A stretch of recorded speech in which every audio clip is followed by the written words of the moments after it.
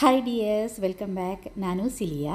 ಇವತ್ತಿನ ವಿಡಿಯೋದಲ್ಲಿ ತುಂಬ ರುಚಿಕರವಾದಂತಹ ಮೂಲಂಗಿ ಸಾಂಬಾರು ಸಿಂಪಲಾಗಿ ಹಳ್ಳಿ ಸ್ಟೈಲಲ್ಲಿ ಯಾವ ರೀತಿ ಮಾಡೋದು ಅಂತ ತೋರಿಸ್ಕೊಡ್ತಾ ಇದ್ದೀನಿ.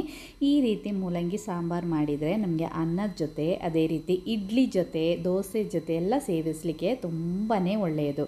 ಸಾಮಾನ್ಯ ನಾವು ಬೆಳಿಗ್ಗೆ ಇಡ್ಲಿ ದೋಸೆ ಮಾಡಿದರೆ ಇದೇ ರೀತಿ ಮೂಲಂಗಿ ಸಾಂಬಾರು ಮಾಡಿದರೆ ಬೆಳಿಗ್ಗೆ ತಿಂಡಿಗೂ ಆಗುತ್ತೆ. ಅದೇ ಸಾಂಬಾರು ನಮಗೆ ಮಧ್ಯಾಹ್ನ ಅನ್ನಕ್ಕೂ ಇದನ್ನು ಉಪಯೋಗಿಸಬಹುದು. ಮೂಲಂಗಿ ಸಾಂಬಾರು ಮಾಡಲಿಕ್ಕೆ ನಾನು ಫಸ್ಟಿಗೆ ಒಂದು ಬೌಲಲ್ಲಿ 1 ಕಪ್ ತೊಗರಿ ಬೇಳೆಯನ್ನು ತಗೊಂಡಿದ್ದೀನಿ. ಈ ತೊಗರಿ ಬೇಳೆಯನ್ನು ಚೆನ್ನಾಗಿ ತೊಳೆದು ಒಂದು ಪ್ರೆಷರ್ ಕುಕ್ಕರಿಗೆ ಹಾಕೋಣ.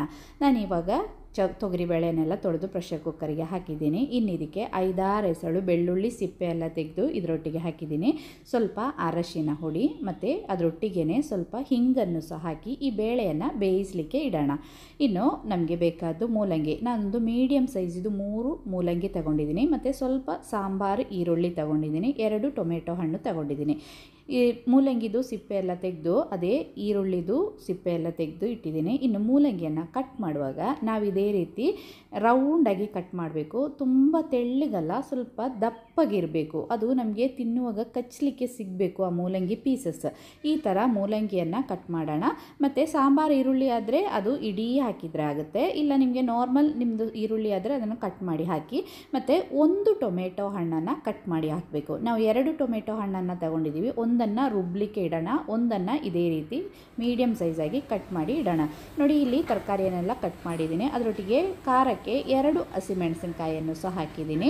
ನೋಡಿ, ಇನ್ನಿದನ್ನು ಒಂದು ಪಾತ್ರೆಗೆ ಹಾಕಿ ಇದಕ್ಕೆ ನೀರು, ಉಪ್ಪು ಹಾಕಿ ನಾವು ಬೇಯಲಿಕ್ಕೆ ಇಡಬೇಕು. ನಾನಿವಾಗ ಈ ಥರ ಒಂದು ಮಣ್ಣಿನ ಪಾತ್ರೆ ತಗೊಂಡಿದ್ದೀನಿ.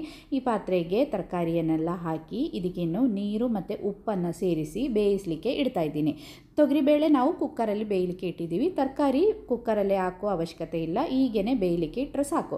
ಇನ್ನು ಇದಕ್ಕೆ ಒಂದು ಮಸಾಲೆಯನ್ನು ರುಬ್ಬಬೇಕು. ಅದಕ್ಕೋಸ್ಕರ ಸ್ವಲ್ಪ ತುರಿದಿರುವ ತೆಂಗಿನಕಾಯಿ ತೊಗೊಂಡಿದ್ದೀನಿ, ಸ್ವಲ್ಪ ಹುಣಸೆ ಹಣ್ಣನ್ನು ತಗೊಂಡಿದ್ದೀನಿ, 1 ಟೊಮೆಟೊ ಹಣ್ಣನ್ನು ಸಹ ಇದರೊಟ್ಟಿಗೆ ಸೇರಿಸಿ ನಾವು ರುಬ್ಬಬೇಕು.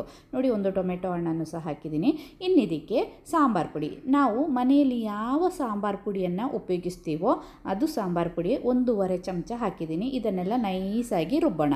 ಇಲ್ಲಿ ನೋಡಿ, ನಾವು ಮಸಾಲೆ ರುಬ್ಬಿಟ್ಟಿದ್ದಾಯಿತು. ಇಲ್ಲಿ ನಾವು ಬೇಯಲಿಕ್ಕೆ ಇಟ್ಟಿರುವ ತರಕಾರಿ ಚೆನ್ನಾಗಿ ಬೆಂದಿದೆ, ಮೂಲಂಗಿ ಎಲ್ಲ ಬೆಂದಿದೆ. ಅದೇ ರೀತಿ ನಮ್ಮದು ಬೇಳೆ ಕೂಡ ಬೆಂದಿದೆ. ಬೇಳೆಯನ್ನು ಇನ್ನು ತರಕಾರಿ ಒಟ್ಟಿಗೆ ಸೇರಿಸಿ ಚೆನ್ನಾಗಿ ಮಿಕ್ಸ್ ಮಾಡಿ ಒಂದು 2-3 ನಿಮಿಷ ಇದು ಕುದೀಲಿಕ್ಕೆ ಬಿಡುವ. ತರಕಾರಿ ಬೇಳೆ ಎಲ್ಲ ಒಂದು ಸ್ವಲ್ಪ ಮಿಕ್ಸ್ ಆಗಲಿ. ನೋಡಿ, ಇವಾಗ ಒಂದು 3 ನಿಮಿಷ ಕುದೀಲಿಕ್ಕೆ ಬಿಟ್ಟಿದ್ದೀನಿ. ತರಕಾರಿ ಬೇಳೆ ಎಲ್ಲ ಚೆನ್ನಾಗಿ ಬೆಂದು ಮಿಕ್ಸ್ ಆಗಿದೆ. ಇನ್ನು ನಾವು ಇದಕ್ಕೆ ರುಬ್ಬಿಟ್ಟಿರುವಂತಹ ಆ ಮಸಾಲೆಯನ್ನು ಹಾಕಿ ಚೆನ್ನಾಗಿ ಇದನ್ನು ಮಿಕ್ಸ್ ಮಾಡಿ, ಇನ್ನು ನಾವು ಉಪ್ಪೆಲ್ಲ ಒಂದು ಸರ್ತಿ ಚೆಕ್ ಮಾಡಬೇಕು.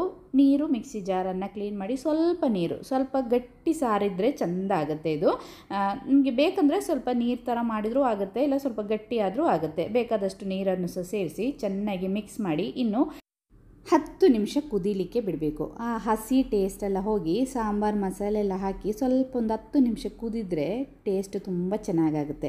ಇನ್ನು ಇದಕ್ಕೆ ನಮಗೆ ಸ್ವಲ್ಪ ಕೊತ್ತಂಬರಿ ಸೊಪ್ಪನ್ನು ಸೇರಿಸಿ ಸ್ಟವ್ವಿಂದ ಕೆಳಗಡೆ ಇಳಿಸಿಡೋಣ. ಇನ್ನು ಇದಕ್ಕೆ ಒಂದು ಒಗ್ಗರಣೆ ಕೊಡಬೇಕು. ಎಣ್ಣೆ, ಸಾಸಿವೆ ಮತ್ತು ಕರಿಬೇವು ಸೊಪ್ಪು, ಒಣಮೆಣಸಿನ್ಕಾಯಿಯನ್ನು ಹಾಕಿ ಒಳ್ಳೆ ಒಂದು ಒಗ್ಗರಣೆ ಕೊಟ್ಟು ಮುಚ್ಚಿ ಒಂದು 5 ನಿಮಿಷ ಬಿಟ್ಟಾದಮೇಲೆ ಬಿಸಿ ಬಿಸಿ ಅನ್ನದ ಜೊತೆ ಸ್ವಲ್ಪ ತುಪ್ಪ ಹಾಕಿ ತಿಂತಾ ಇದ್ದರೆ ಏನು ಟೇಸ್ಟ್ ಅಂತೀರ.